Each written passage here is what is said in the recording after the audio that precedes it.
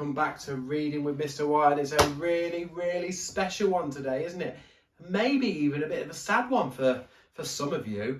I feel quite emotional actually, because we have finally come to the very, very last chapter of this amazing book, The Nowhere Emporium by Ross Mackenzies. It's chapter 37. It's Pages in the Wind. Oh, and I'm very, very excited to read it. Now, if you remember last time, there was an epic battle, wasn't there, between Vindictus Sharp and Daniel Holmes. They wrote each other a room in the Book of Wonders, a challenge each. Daniel's challenge was he was kind of on a boat, a sinking ship, which was his worst nightmare, wasn't it? Because that's how his dad died. He had to try and somehow escape it. And sure enough, he did escape it. The Emporium helped him, and his father, his dead father, came to his aid, didn't he, and rescued him and helped him out. Now, Vindictus Sharp's challenge, he was stood on a stage. He was in his element. That's where he's performed all of his life. But in front of him, you couldn't see anybody to start with. He was doing all of his tricks, and there was silence. Nobody was impressed. And then all of a sudden, his granddaughter Ellie stepped forward, and then the lights kind of came on, didn't they? And in front of him was kind of hundreds, if not 1,000 versions of his dead daughter with the dagger stuck into her heart. Daniel escaped the room first, so he won. Vindictus Sharp wasn't going to give up that easily, was he? He kind of ran at Daniel. He threw a dagger at him. Daniel's ripped open the page, ripped out the page in the book and scrunched it up, and the room started to disappear.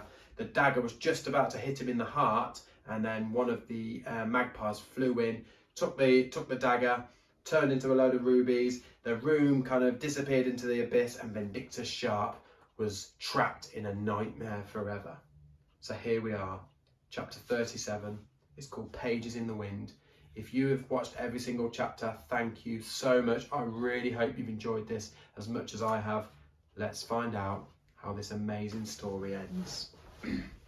The front of the shop was still and silent. Everything about the place, from the teetering columns of books to the wondrous array of shimmering treasures and the warmth of the fire, remained unchanged from the very first time Daniel had stumbled through the doors. He placed the Book of Wonders on Silver's desk, beside Sharp's empty whiskey bottle.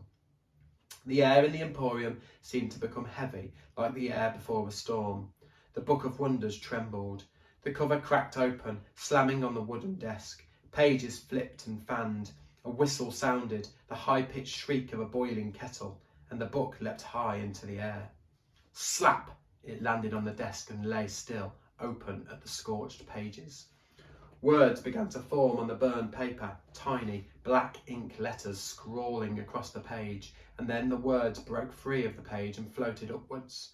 They banded together, loops and flourishes of ink, forming feathered tendrils that shifted and twined in the air like smoke.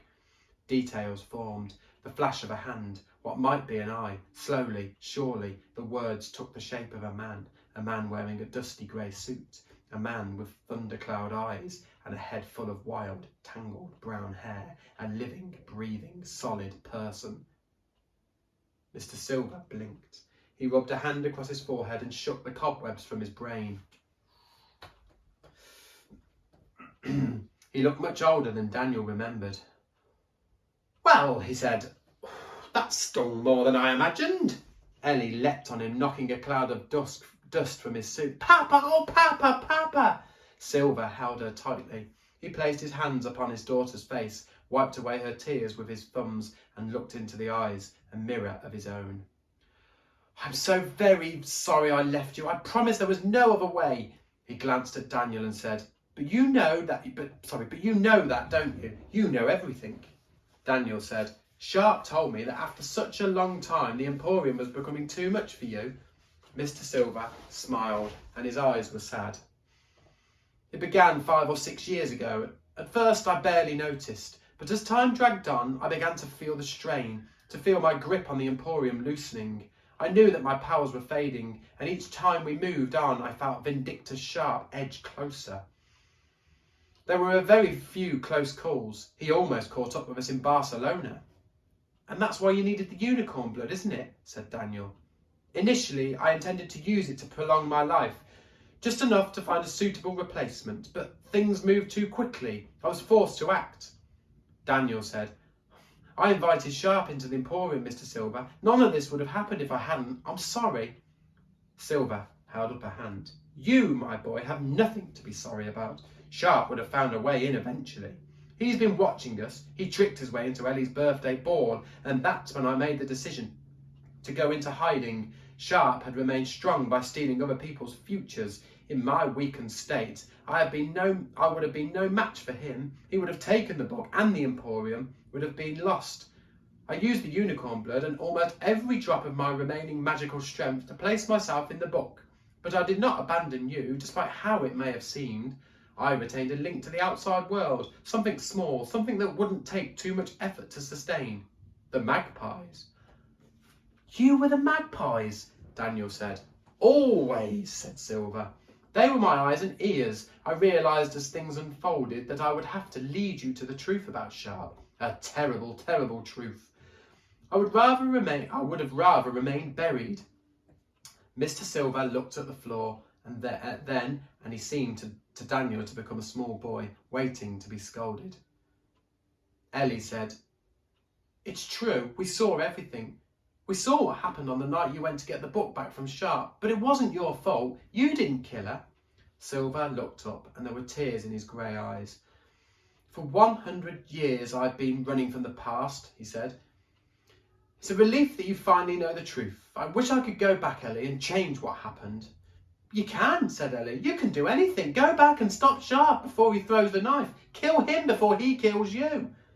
Silver looked almost tortured then.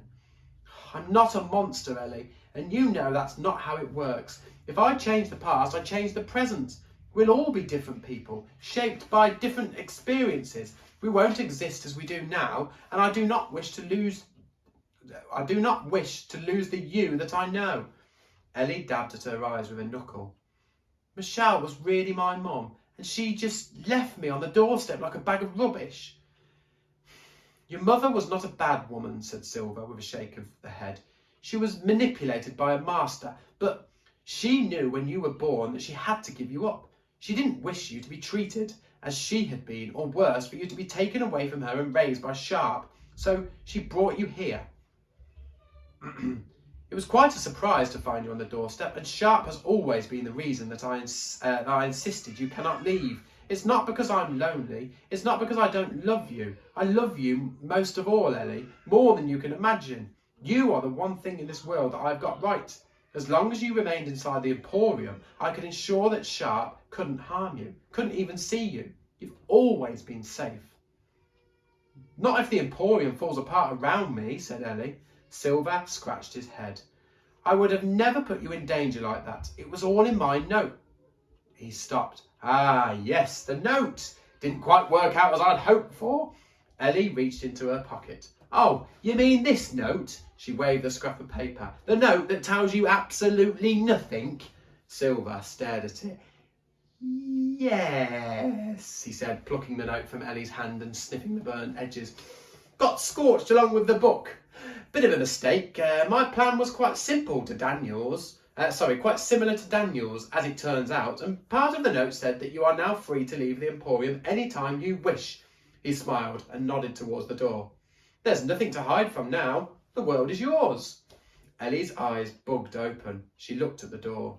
A familiar rumble came from behind the curtain. The shop shivered, and the flames in the fire dulled and hiccuped. Mr. Silver staggered backwards and then regained his footing and charged to his desk, picking up the book. We don't have much time. If the Emporium is to be saved, then it must be passed to someone else, someone who is up to the challenge. He patted the battered covers. When I first began my search for a successor, I never imagined that the book would choose someone so young. His hand rested on Daniel's shoulder. What do you say, Daniel Holmes? The question was too huge to fit entirely into Daniel's head. It took him a long time to answer.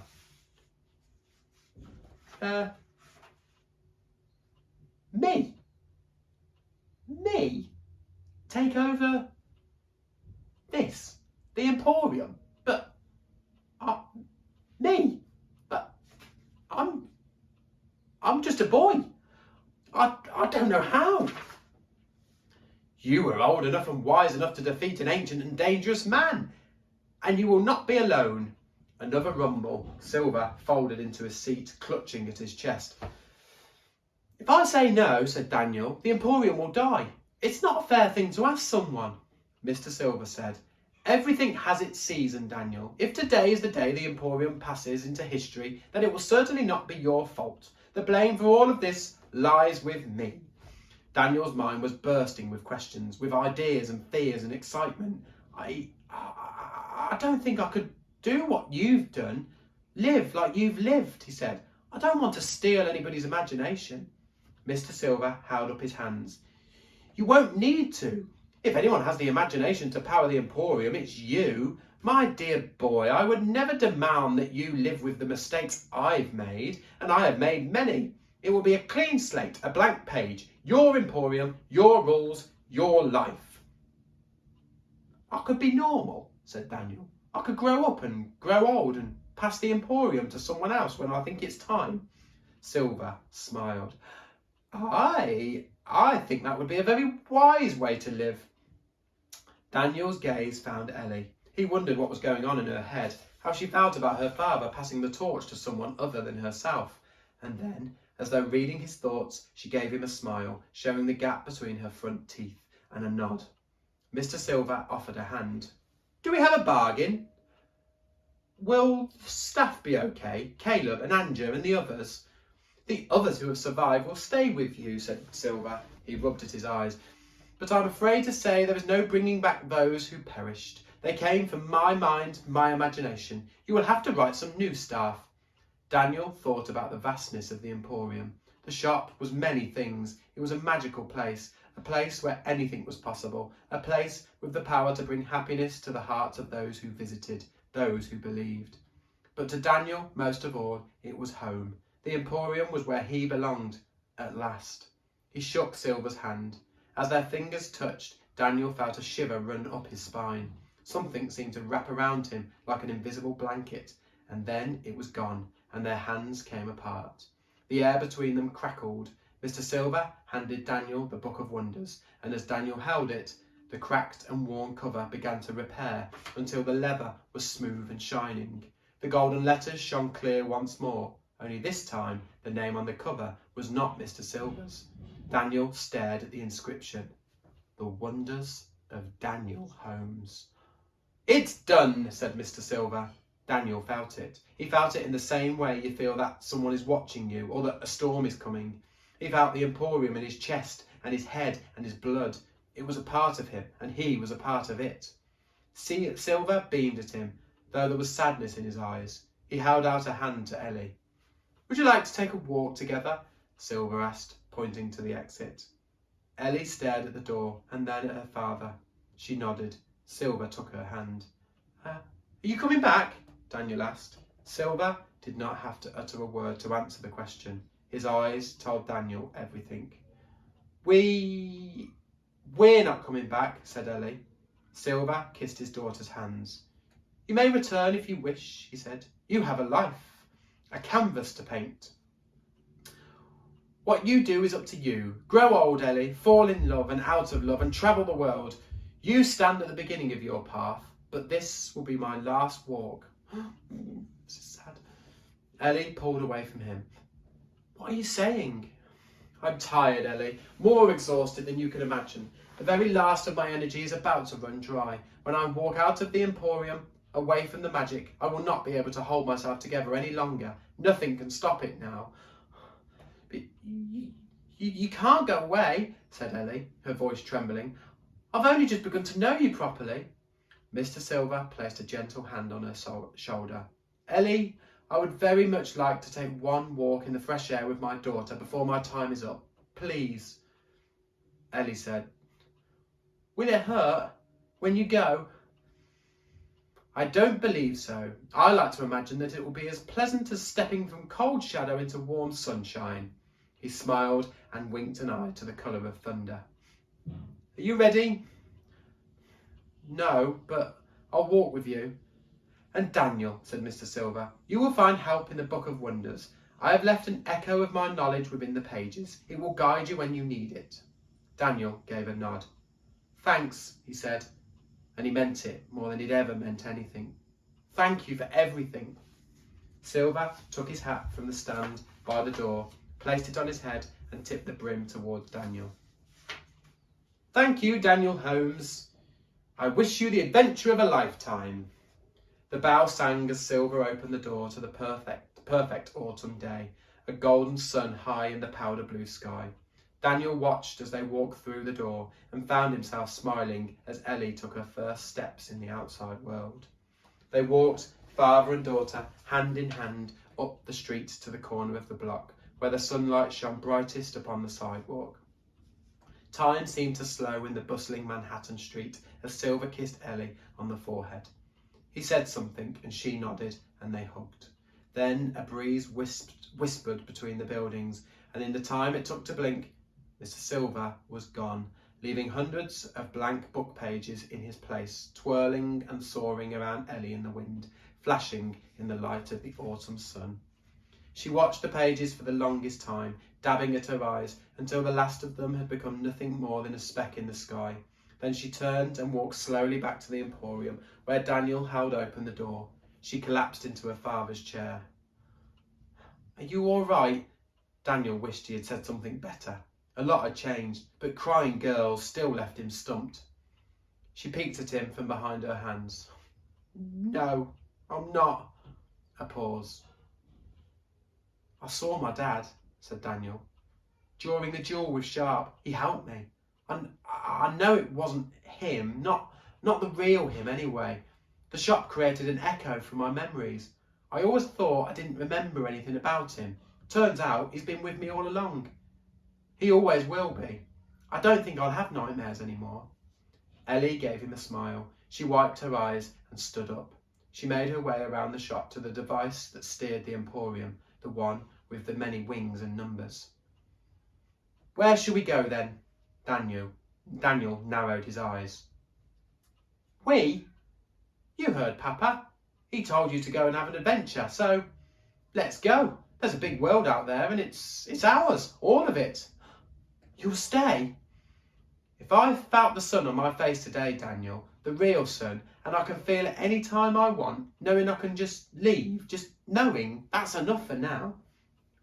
Daniel couldn't contain his joy. Ellie could be impossible. She was maddening and infuriating, but she was also loyal and brave. She was his friend, his sister, and he could not imagine a better one. He ran over and hugged her tight. Are you feeling all right? She said. Daniel thought about the question. He was nervous and terrified, excited and proud. He felt the weight of the Emporium on his shoulders, the pull of the world at his feet. He felt ready.